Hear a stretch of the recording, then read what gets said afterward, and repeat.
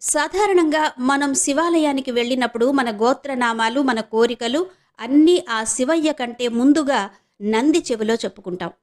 అలాగే పండరీపురంలో పాండురంగ విఠలుని సన్నిధికి వెళ్ళినప్పుడు స్వామిని దర్శించుకునే ముందు చోకమేళునికి మన కోరికలు చెప్పుకోవాలని చెప్తారు. ఇంతకీ అసలెవరి చోకమేళుడు తెలుసుకుందాం.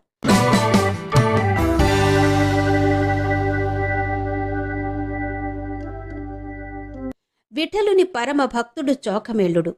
భక్తికి ఎలాంటి జాతి కుల మత భేదాలు లేవని, భక్తుడికి భగవంతుడికి ఎలాంటి అడ్డంకులు ఉండవని, భగవంతుని నుంచి భక్తుడిని ఎవ్వరూ వేరు చెయ్యలేరని వేల సంవత్సరాల కిందటే రుజువు చేసిన మహానుభావుడు చోకమేళ.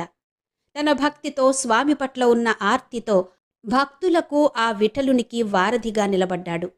మహారాష్ట్రలోని ప్రస్తుత బుల్దానా జిల్లా దేవల్గాం రాజా తాలూకా మొహణా రాజా అనే గ్రామంలో జన్మించాడు చోకమేళ.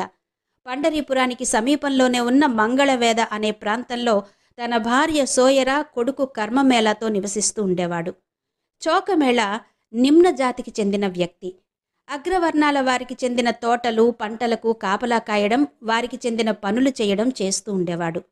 ఆ కాలంలో నిమ్న జాతీయుల పరిస్థితి ఎలా ఉండేదో, వారి జీవనం ఎంత దుర్భరంగా ఉండేదో మనం చాలా పుస్తకాల్లో కూడా చదువుకున్నాం, పెద్దలు చెప్పగా విన్నాం కూడా.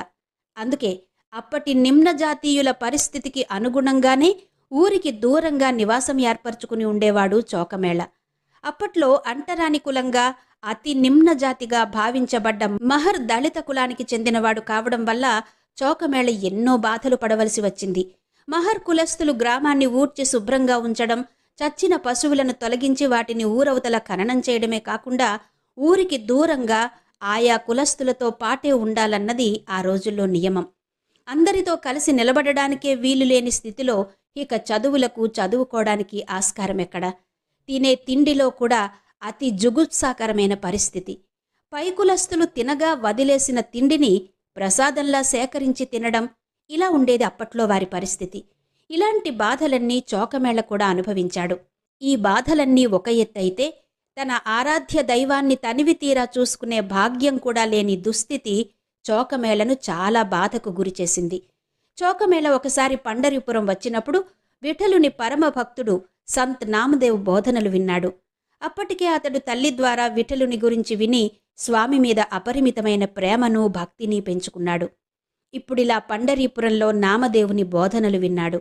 ఆ బోధనలు చోకమేళ మీద చాలా ప్రభావాన్ని చూపించాయి. అతణ్ణి గురువుగా స్వీకరించి పాండురంగ విఠలుని భక్తుడిగా మారిపోయాడు చోకమేళ.